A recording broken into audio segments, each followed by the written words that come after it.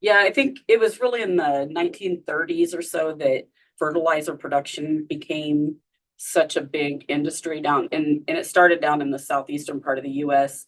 Um, a lot of plants that were built for ammunition or producing munitions for the wars. When the wars were over, World War One, World War Two, those shifted over to making nitrogen fertilizer. And nitrogen fertilizer became very popular because they had a lot of depleted soils down there, nutrient depleted, and they realized they could really improve production. Sure. And it's easy to come by. It's readily available. You can get a prescription, like I want exactly these nutrients, and you get that with inorganic fertilizer. With manure, you got to work with what you've got in that particular type of manure based on where it came from, how it was stored, how it's land applied. Manure really became more valued in, I would say, the late 90s, early 2000s is kind of the beginning of my career in extension. And that was when we started seeing crop farmers actually say, how many swine would I have to raise to produce enough manure for my crop system? Because fertilizer is so expensive. If I could diversify and raise pigs and have two sources of, two products to market, could I supply the nutrient needs of my crop? And so that was really interesting to me. We'd seen so much of this separation of cropping and livestock systems and more specialization. And then farmers started thinking more about why those two fit together so well. Do you get the same nutrients in manure regardless of the livestock system, or is swine manure better than beef manure? Or I'm just guessing there's probably maybe benefits from both.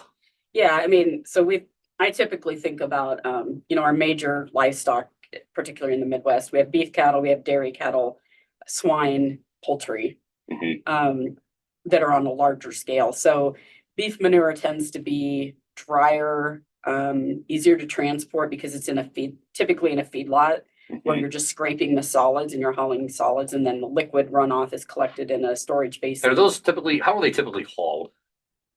The like solid manure would be hauled in like a side dump trailer or a solid manure spreader.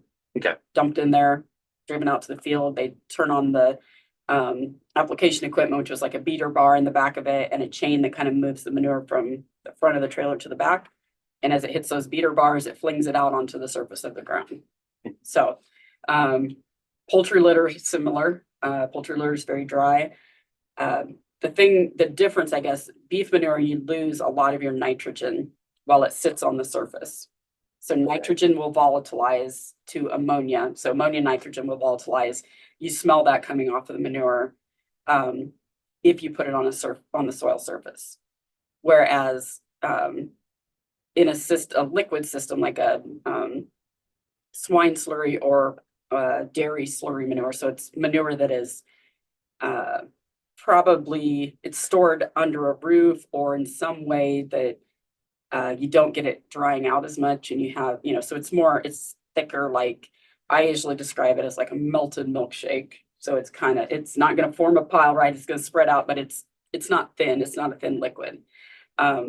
Those manures we can inject under the soil surface. So the system goes through the field, kind of cuts a slice in the soil and puts that manure down in it, and the soil falls back on top. And so you retain that nitrogen. You don't lose it because it's below the soil surface. And so that's a major difference between the solid and liquid, is how you can apply it and how you can retain the nitrogen in that liquid manure. Is there a way to retain the nitrogen from the solid sources of manure? So probably the best way is to frequently collect it from feedlot surfaces, but typically manure isn't collected until the animals leave that feedlot to go to market, and then they scrape the whole feedlot and get it ready for the next turn. So there are some new systems going in with like a roller compacted concrete feedlots.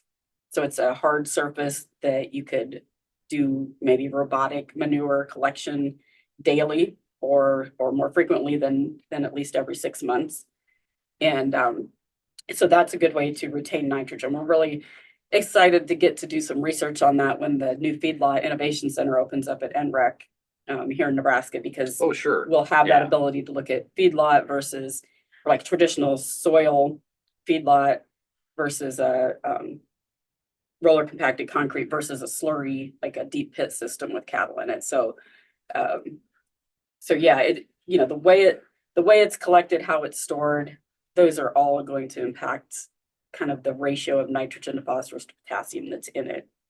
None of them are really, like I said, if you lose a lot of nitrogen from beef manure, you could apply beef manure for its nitrogen benefits to crops, but you can't really meet a seasonal nitrogen need of a crop without over applying other nutrients like phosphorus, because Sure. there's just so little nitrogen available in it because it has sat, in a stockpile or on a feedlot.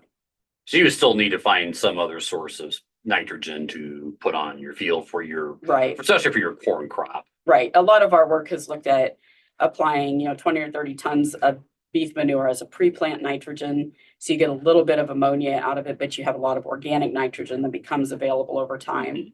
And then supplementing with inorganic nitrogen throughout the season. Sure. And that seems like that might be more of a, at least maybe in terms of people transitioning over toward using more biologics or non-synthetic material fertilizers, that might be a good route for more people to get into as kind of a starter. And I'm also hearing that you kind of mentioned already, there's some soil benefits. So maybe putting that on consistently would also really benefit your soil carbon, your organic matter. Is that right? Yeah. So soil really needs carbon and an active microbiome, just like our gut has a wide range of bacteria and things living in it that digest food. Soil is more productive and healthier if we've got that diverse microbiome in the soil. And the way to feed those organisms is by providing organic matter. And we get that from manure. You get that from crop residue and things, but you have a really high carbon content with not much nitrogen to help break down that carbon. I see. And help feed the microbes. So having a balance, having that carbon that you're adding in the form of organic matter with some nitrogen that's in the manure tends to speed up that process a bit. And as that happens, those microbes are eating the carbon, they're converting some of those organic nutrients that aren't available to plants into inorganic forms that are available to plants. And then they're also excreting chemicals as part of that digestion system that create kind of a sticky substance in the soil that helps soil particles stick together. So that's where we get improved soil aggregation, which is really important if we're looking to reduce erosion potential and keep manure and soil on the surface of the field rather than seeing that run off. So that's one of the big benefits is more the physical properties of the soil and how those change with better microbial activity in the soil. Sure. And all that would greatly, at least I'm assuming, would greatly help the amount of infiltration you can receive during heavier rain events, which I think is going to be increasingly important as we maybe see, increasing 2-3 inch rains in an hour. Not that you're ever going to capture every single drop of that, but if you can capture more of that or have more that go in the soil, less of it running off and less of it eroding, then that's all the better for you. That's more that you've actually captured. And I have heard of people gaining, lots of organic matter, for use of cover crops and no-till and things like that in the last 20 years. So this sounds like another tool in a kit to increasing your soil health and overall organic matter. Right. I tell people manure is never going to replace inorganic fertilizer because one thing I would say is that in the state of Nebraska, we've looked at, the entire state and the land mass and the number of animals. We don't produce enough manure in this state to fertilize all the acres of Oh, absolutely not. Right. Which is surprising to a lot of people, right? I mean, you would think, well, there's more cows than people. True. And in Iowa, there's more cows and pigs than people. Right. But in, looking here specifically, we don't overproduce manure in terms of what crops need here. And so we're always going to have to supplement some inorganic fertilizer. But my my main message is trying to get people to recycle that locally available manure nutrient Mhm. and then supplement with inorganic nitrogen, because there's no sense importing all that inorganic nitrogen to a region where there's plenty of nitrogen that needs to be used and comes in a form that's beneficial to the soil.